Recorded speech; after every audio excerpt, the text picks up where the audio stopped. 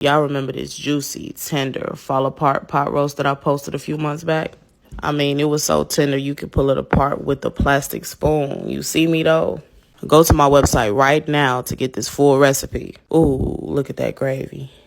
I chopped up my mirepoix, which is onion, carrot, and celery. And then I put together a seasoning blend that I use strictly just for beef. For this, you want to use a beef chuck roast. I hit it with some avocado oil because that is my favorite. Seasoned it up, and we're going to sear it in the pan on medium-high heat. You really want to make sure you get a nice crust on both sides of the meat. It's going to create that fond at the bottom of the pot, which is the foundation for flavor. I removed the beef and went down with tomato paste, red wine, onion, garlic, and I put the meat back in. At this point, I hit it with some beef broth, rosemary, thyme, and fresh bay leaves, along with liquid smoke and Worcestershire, however you say it, sauce.